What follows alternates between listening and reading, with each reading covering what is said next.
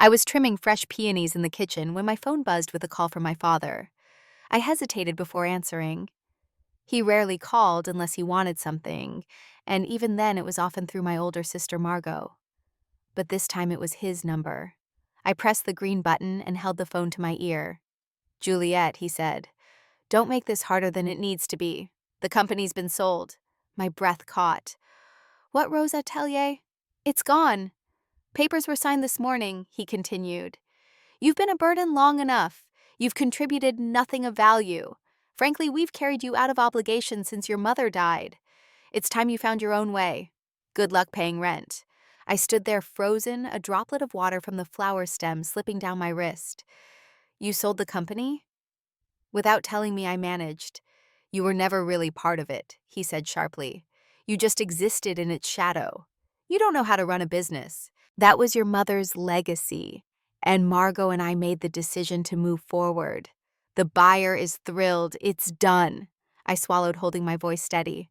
"All right," I said. "Good luck." There was a beat of silence, as if he was expecting me to scream or cry. When I didn't, he scoffed and hung up. The call ended. I placed my phone down and turned back to the flowers, trimming another stem with deliberate care. What he didn't know, what neither he nor Margot ever cared to ask, was that the real power behind Rose Atelier had never been the name or the storefront, or even the designs that paraded down Fashion Week runways in Paris and Milan. The real power lay in what my mother quietly built behind the scenes: intellectual property licensing agreements and a fiercely loyal network of artisans and suppliers, most of whom had no interest in working with corporate conglomerates. And all of that, it belonged to me. My mother made sure of it. I continued arranging the flowers, placing each bloom into the vase with calm precision.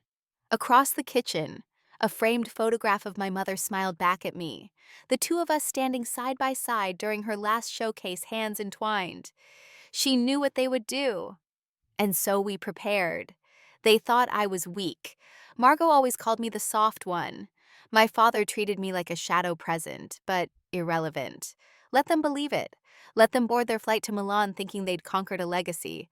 Let them toast their victory in the Palazzo suite, assuming I'd fade into obscurity. They had no idea. When they checked their accounts, when their cards failed at the reception desk, when the buyer realized they had no access to any of the protected assets, my phone would ring, and I would let it ring. Once, twice, maybe 53 times. Too late. Rose Atelier was more than just a fashion house. It was an institution, a Paris-born, New York-bred legacy brand that once dressed royalty and redefined silhouettes on every major runway from Milan to Tokyo. My mother, Colette Devereaux, was the heart and soul of that empire. Fierce, visionary, and uncompromising. Her designs weren't just beautiful, they were stories sewn into silk and stitched into memory. She built the company from a cramped studio apartment in Soho, starting with only a vintage sewing machine and her late mother's sketchbook. And somehow, she turned it into a globally respected label. When I was 8, she adopted me from a foster home in New Jersey. Everyone said it was charity, a publicity move maybe, but she always told me the truth.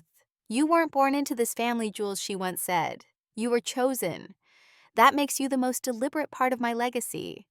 My father, Alan Devereaux, didn't quite see it the same way.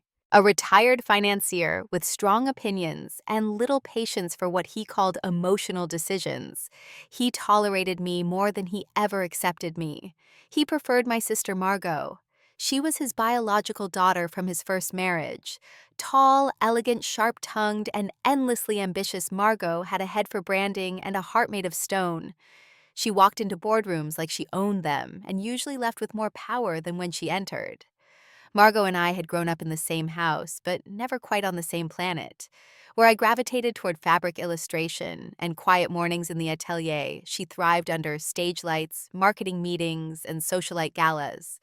After our mother died from breast cancer 3 years ago, things shifted dramatically. My mother's will named Alan as executor of her estate standard practice. Margot stepped up as the face of the company. She assumed I'd quietly vanish into the background. And in truth, I did for a while. I let them believe I was grieving, scattered, emotionally overwhelmed. I stopped attending strategy meetings. I turned down interviews. I even moved into a small apartment above the original atelier, where Rose Atelier began in 1984. Let them think I was fading. But behind the scenes, I was meeting with Simon. Simon Delgado had been my mother's attorney and trusted advisor for over 20 years. A quiet man in his 60s with silver hair and tortoiseshell glasses, Simon knew everything. He knew what my mother suspected, what she feared, and what she hoped for.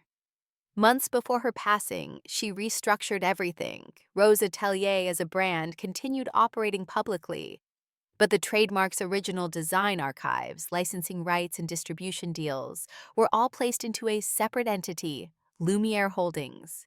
The only beneficiary, me. We kept it quiet, hidden behind shell companies and carefully layered contracts. It was completely legal, completely invisible unless you knew exactly where to look. I became the silent owner of the true assets. My mother had designed it that way. She wanted you to have freedom, Simon told me in our first private meeting after her funeral, not to be controlled by their vision of what her legacy should look like. Why me, I had asked. Because she trusted your values, he replied. She knew you saw people, not just profits. And because you were the only one who didn't want the spotlight. That's usually who deserves it most. Alan and Margot never once questioned the changes. They were too busy fighting over board seats, bickering with creative directors, and pushing flashy collaborations with influencers who didn't understand haute couture from High Street. Under their leadership, Rose Atelier shifted from storytelling to trend chasing. But I had my own plans, quiet ones. I began designing again, small capsule collections. Not under the Rose label, of course that name was now part of the show Alan and Margot controlled, but under a Whispersoft alias, hand-delivered to select clients, limited pieces, custom work, invitations only. And the buyers came back, one by one, old friends of my mother, private collectors, luxury hotels, even a few celebrities. They didn't care what name was on the front of the building. They wanted the soul of the brand, and they sensed where it had gone. Simon helped formalize contracts with those clients under Lumiere Holdings. Quiet, precise, ironclad. By the time Alan and Margot started to notice financial irregularities, suppliers jumping ship, pattern makers disappearing, partners pulling out, it was too late. They blamed the economy, they blamed their staff, they blamed each other, they never blamed me, and I never gave them a reason to. When I got the call from Alan that morning, I realized how little they understood. They had finally managed to sell what they believed was Rose Atelier to a Milanese conglomerate called Mode Vert, a sleek fashion group that specialized in buying heritage brands and revamping them for the luxury fast fashion market. The deal had been in the works for 6 months. I knew because I let it happen. I watched as they gutted the public company, laying off staff, closing the Paris showroom, replacing artisans with machine production contracts. I never said a word, because they were selling a hollow shell. The name Rose Atelier still had charm, sure. But without the legal rights to the designs, the manufacturing relationships, the archival materials, and the IP, what they sold was a house without a foundation. And soon everyone would know, including the buyers. The night before they flew to Milan to finalize the transfer, I brewed chamomile tea and opened my laptop. One click. All the secured contracts were now locked, license keys expired, trademark access revoked, bank accounts frozen, those linked to the shell company Alan had maintained. Not Lumiere. They had no idea Lumiere even existed. When Simon called that evening, his voice was calm as always. "Are you ready?" he asked. "Yes," I replied. "They land tomorrow. Expect a call around 9 a.m. Milan time." "What do I say?" He paused. "Whatever you want. You've earned the silence." I turned off the lights in my apartment and sat by the window watching the city move beneath me. They thought I was weak, but they mistook quiet for passive and grief for ignorance. Tomorrow they would learn. The meeting was set for 10 a.m. in Milan. Modavere had reserved the private conference suite on the top floor of the Palazzo Milano, the kind of room that smelled like polished wood and power. I imagined Margot walking in first chin high, wearing something sharp and sculptural, probably from last season's collection that she'd claimed credit for. My father would be close behind, quiet but decisive, confident that the $6.5 million valuation they'd negotiated was not only fair, but generous. They were there to sign the final transfer documents, which, as far as they understood, would seal the sale of Rose Atelier in full intellectual property distribution rights and branding. Except it wouldn't. The night before Margot had called me, I let it go to voicemail. Then she texted, "Be at Dad's tomorrow morning at 9. We need to finalize something." No explanation, no pleasantries. Just another order, as if I were the family assistant and not technically the true owner of the company's soul. I arrived at my father's townhouse at 8:55. The housekeeper opened the door without a word and gestured for me to follow the sound of voices to his study. Margot was pacing heels, echoing across the hardwood floors. My father sat behind his large oak desk, papers in front of him, a thin smile stretching across his face. "Juliet," he said without standing. "Glad you could make it."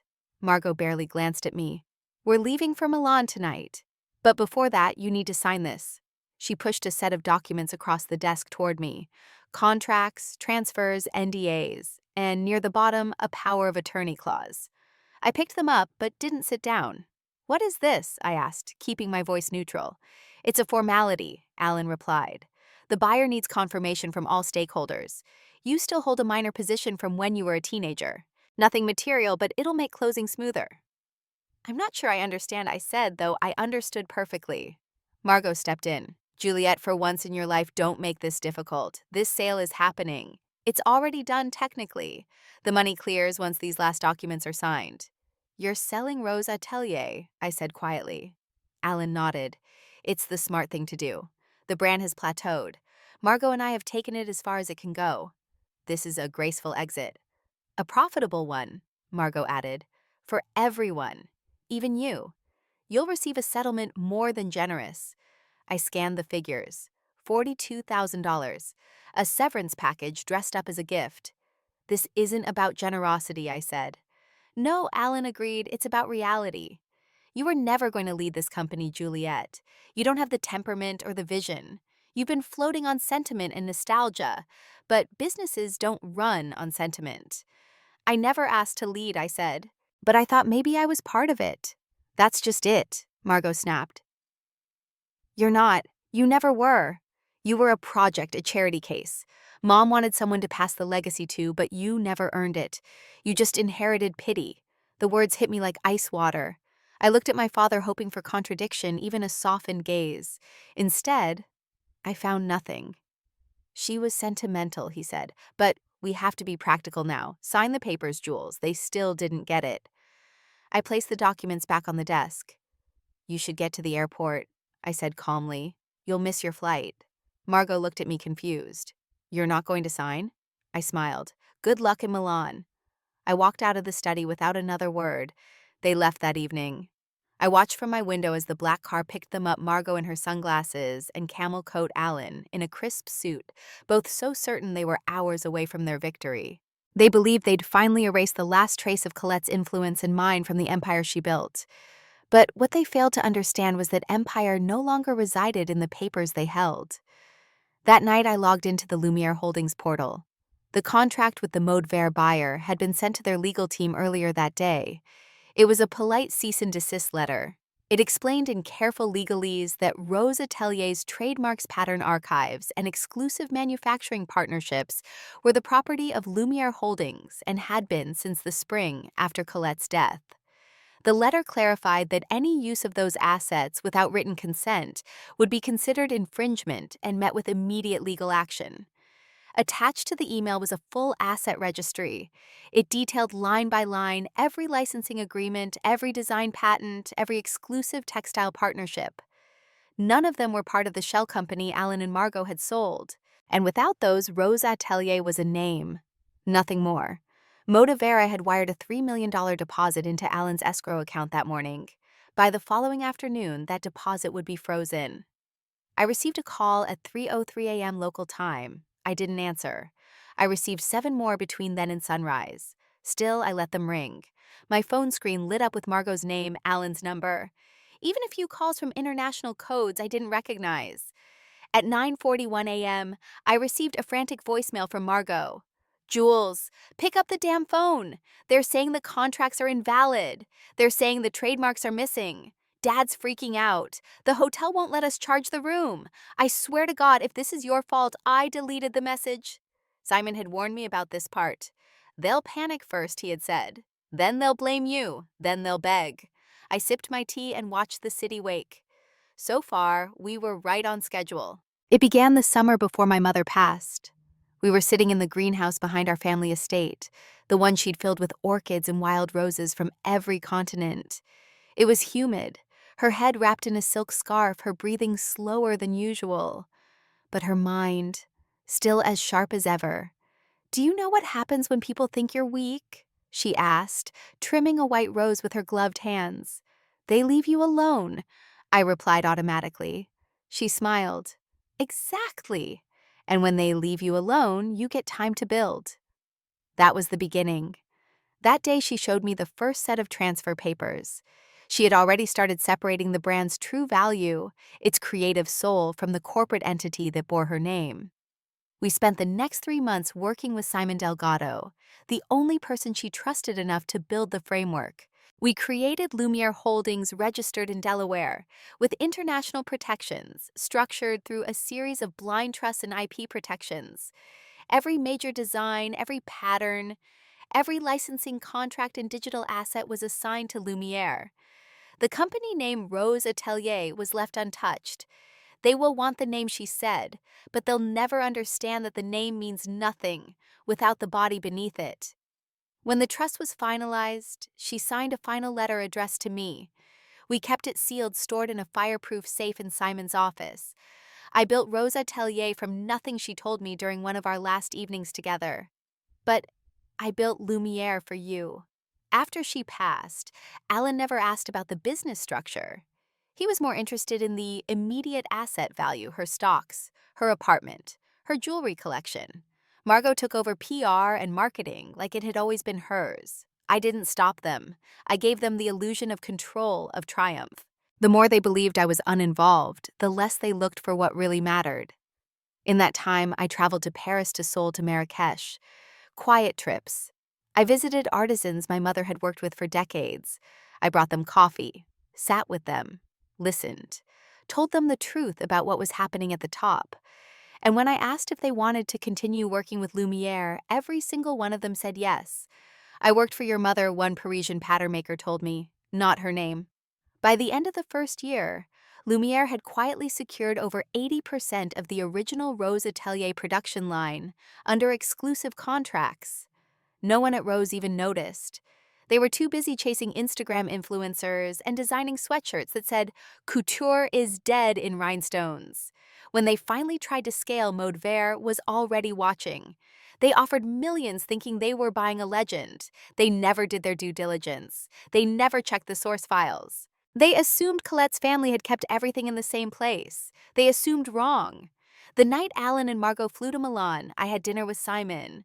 We ate Thai food on his terrace, our laptops open on the table, final documents spread out between us. "You're still calm," he said, studying me. "There's nothing to panic about," I replied. "They're about to get what they deserve." "And what do you deserve?" he asked. I paused. "Peace." After dinner, he handed me the sealed envelope my mother had written more than 2 years ago. "It's time," he said. I waited until I was home, then opened it carefully. Her handwriting was still elegant, still precise. "My darling Juliet, they will never believe you were capable. That was always their mistake. Let them make it, again and again. One day when the noise quiets and you find yourself standing alone, know that it means you finally stepped into your own light. I never needed you to be like them. I only ever needed you to be you." That was always enough. With all my love, Mom, I cried for the first time in over a year. Not out of sadness, but because I knew the moment had finally come. They would walk into a boardroom the next day believing they'd won, and I would sit in my apartment above the original atelier, watching the sun rise over the old rooftop garden. I knew Margot would be the first to crack. She always was. By 10:14 a.m., Milan time, I received a barrage of texts. Margot, call me. Now. Margot, did you do something to the Modever contracts? Alan Jules, there's a serious issue. We need to talk. Margot, the trademarks are missing. The lawyers are demanding clarification. Alan, they're threatening to pull out. Explain this. I sipped my tea and opened my laptop. Modever's legal team had just sent a second follow-up email. Their tone had shifted. It was no longer congratulatory, it was litigious. Simon and I had already prepared our response. The only thing that needed to be added was the timestamp from the legal transfer documents proving Lumiere's ownership preceded Alan's sale by over 2 years. I forwarded the response without commentary. Simon messaged a few minutes later. Simon, it's done. Me good. Simon phone ringing, yet me 15 times so far.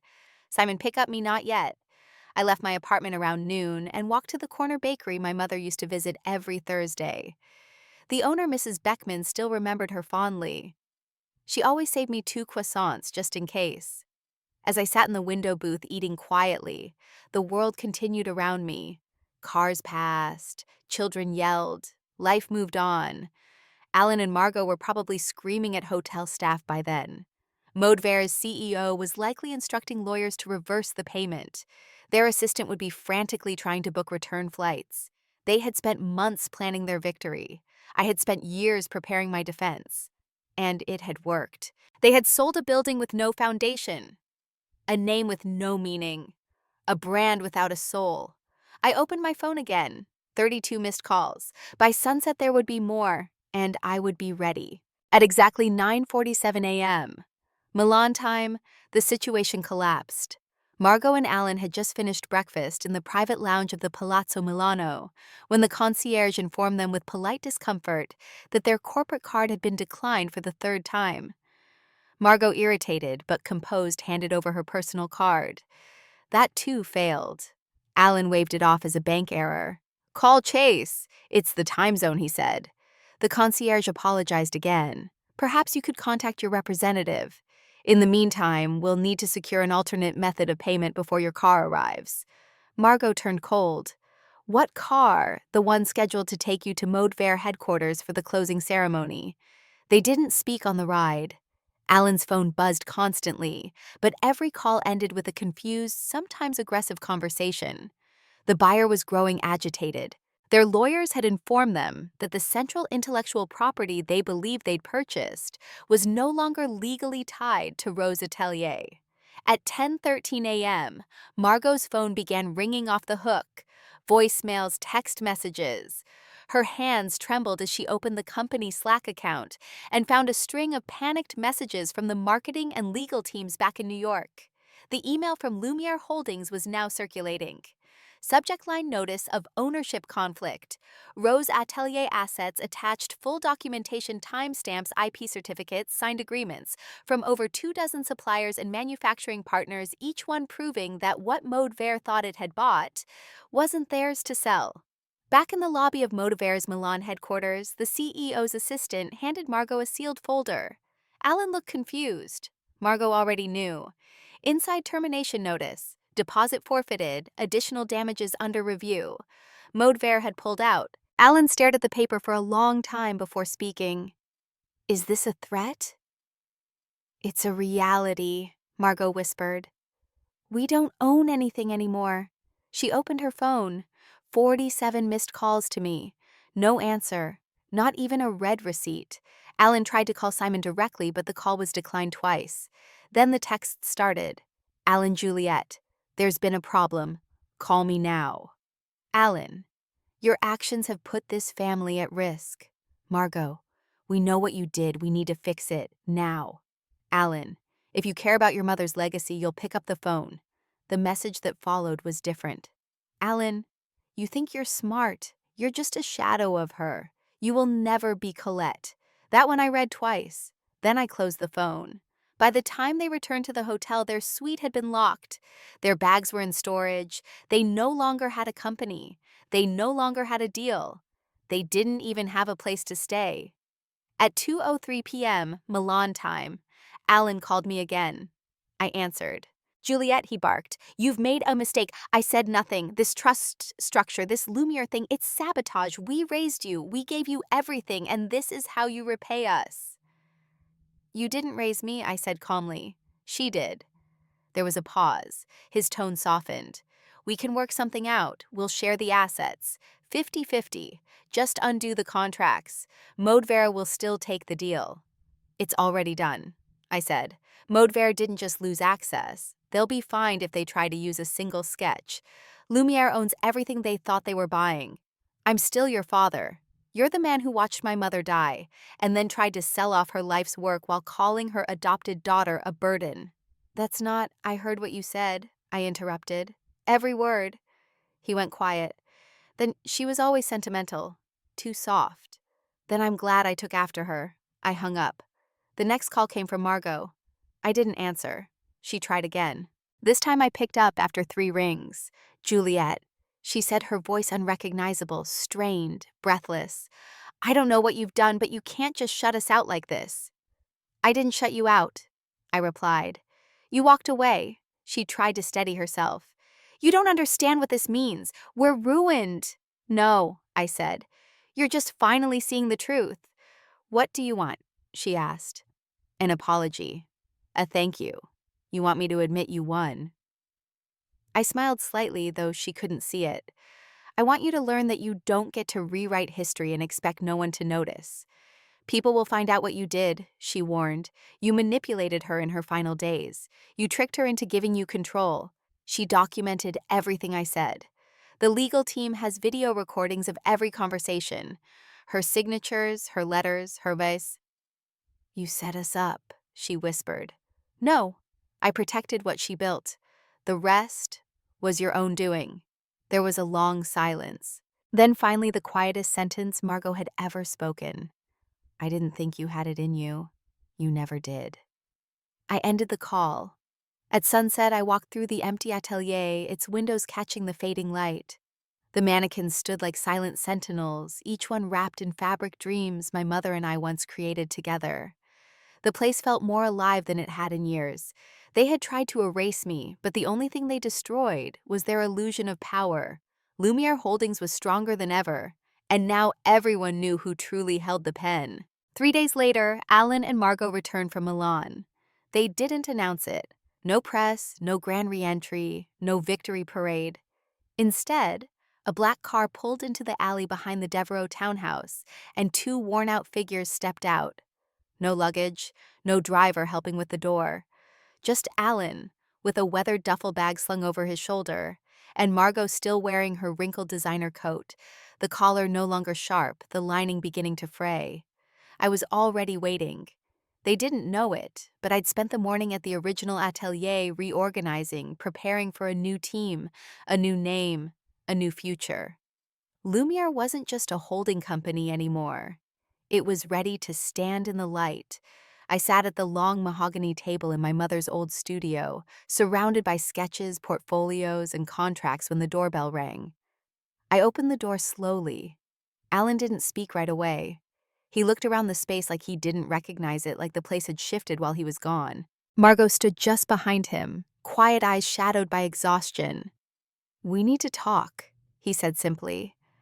I stepped aside and they entered. The silence stretched as they looked around the room at the fabric samples, the new branding boards, the documents bearing Lumiere's name. So, Alan said finally, it's all true. It always was. Margot approached the table slowly, her eyes catching a framed document mounted on the far wall. It was the official certification of Lumiere Holdings signed by Colette herself, dated 4 months before her passing. She never said a word, Margot whispered. She didn't need to, I replied. She knew what you'd do. She trusted you more than her own daughter. I held her gaze. She trusted the one who saw her as more than a stepping stone. Alan sank into the chair across from me. His hands were trembling slightly. I never thought it would end like this, he said. It hasn't ended. Not yet. He looked up. You're not pressing charges for what? Selling something you didn't own? The buyer already voided the contract. They have their lawyers. You'll deal with them, not me. Margot folded her arms defensive. We were trying to save the brand. You think just because you own some patents and a few factories, you understand what it takes to lead a company? I don't need to lead, I said. I need to protect.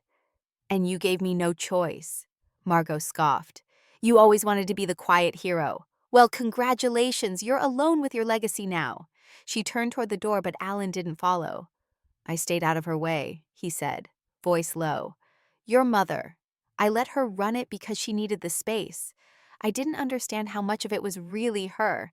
I thought, after she died, maybe we could keep the business alive by keeping it in the family. And what am I? I asked. His silence was answer enough. I was never really family to you, I said. You tolerated me because she insisted, but the moment she was gone, I became disposable. I was wrong. Too late. Margot, still standing by the door, looked back, something flickering in her eyes, pride, resentment, guilt. You know, she said slowly. If you told me you had all of this, I might have worked with you. No, I replied. You would have tried to take it. That's what you've always done. Alan stood. So what now? You go, I said, and you figure out who you are without the illusion of power. He opened his mouth to protest, then closed it again. Margot stared at me one last time, then walked out without a word. Alan followed. I stood alone in the atelier, surrounded by the silence of what remained, what had endured. My mother's legacy, my work, my name. For the first time in years, I didn't feel invisible. I felt seen. And I didn't need their approval anymore. 6 months passed. In that time, Lumiere Holdings transformed from a quiet legal shell into a living, breathing brand. The fashion world, always hungry for a comeback story, embraced it. The whispers started in Paris, how a hidden label had emerged with the elegance of Rose Atelier, but the soul of something more daring, more thoughtful. The truth eventually leaked out that Lumiere was built from the original bones of Rose Atelier, that its new creative director was the late Colette Devereaux's daughter, the quiet one no one had paid attention to. I didn't correct them. Some stories rewrite themselves better than anything I could say. Our atelier was reborn in the same Soho studio where my mother began. I didn't change the floorboards, I didn't repaint the walls. I wanted the ghosts to stay. They reminded me where we came from. We didn't launch with fanfare, no magazine covers, no influencer parties. Just a collection of 10 pieces, each one named after a woman my mother mentored in her lifetime. They sold out in 2 weeks. Our supplier in Marrakesh sent me a handwritten note. Your mother would be proud. You lead quietly but fiercely, just like her. Simon visited weekly. We worked through new licensing deals, reviewed expansion strategies, and set long-term protections in place. Lumiere would never be vulnerable again. One Friday morning, as I was reviewing fabric samples in the front window of the atelier, the bell above the door rang. Alan walked in. He looked older, smaller. His gray blazer hung loosely, and his shoes were scuffed in a way I'd never seen before. I don't want anything, he said. I just wanted to see the place. I nodded, saying nothing. He walked the room slowly, pausing in front of the photograph of Colette that hung above the fireplace. She always said this was her favorite room, he said. She said this was the only place where people listened without interrupting. He smiled faintly. I suppose she meant me. He looked at me then, not with authority or condescension, but with something closer to grief. I failed you, he said. Both of you. I wanted to control what I didn't understand. And when I couldn't, I blamed you for taking it. You didn't fail me, I replied. You never claimed me to begin with. He swallowed hard, then reached into his coat pocket and handed me a small folded piece of paper. I found this in her drawer after she died. I didn't understand it at the time. It was a letter, my name written in my mother's handwriting. Inside were only 3 sentences. If they doubt her, let them. If they betray her, she'll rise. If they forget her, the world won't. Alan looked down. She knew, didn't she? She always knew. He started to turn, then hesitated. I don't expect forgiveness. But if you ever need someone to carry chairs or serve wine at an event. I almost laughed. Almost. Start by listening, I said. That's always the hardest part for you. He nodded and left. Later that night, as I was closing up the atelier, I found myself staring at the city skyline. Lights blinking, traffic humming, the world moving fast. But for once, I wasn't behind. I was ahead. Margot hadn't spoken to me since Milan. Rumor had it she was consulting for a startup in LA. Something small. She'd called Simon once to ask about ownership loopholes, but the conversation didn't last long. There was nothing left to claim, and I no longer needed to prove anything. I wasn't the shadow behind the throne. I was the one building the next one. And this time no one would ever take it away. Sometimes I still hear her voice. When the atelier is quiet late at night, and the world outside has fallen asleep, I imagine my mother sitting beside me again, pencil in hand, fabric draped across her lap, murmuring about balance, texture, story. She never designed clothes. She designed meaning. And maybe that's what she wanted for me all along, not to inherit her fame or her name, but her clarity. I used to wonder why she never corrected Alan or Margot, why she never demanded they see me for who I was. I understand now. She knew they never would, and she knew I didn't need them to. It took losing everything they thought mattered for me to reclaim what truly did. Legacy is a funny thing. People think it's building a bank account, a surname carved into a glass door. But it's not. It's what stays standing when the storm is over. They tried to erase me. Instead, they erased themselves. Because what's left, this brand, this purpose, this quiet room filled with light, is mine. Not because she gave it to me, but because I earned it. And now I want to ask you something. What would you have done if your family looked you in the eye and called you a burden? If they sold the life you helped build? If they bet everything on the assumption that you were too soft, too silent, too small to matter? Would you walk away? Would you fight back? Or would you let them win, only to teach them later what it really meant to lose? Comment below. I want to hear your story. And if mine resonated with you, there are 2 more just like it, waiting for you. Stories about strength disguised as softness, about the quiet ones who rise, and the endings that become beginnings. Thank you for listening. This was never about revenge. It was about remembering who I was before they convinced me I was nothing. And now they remember too.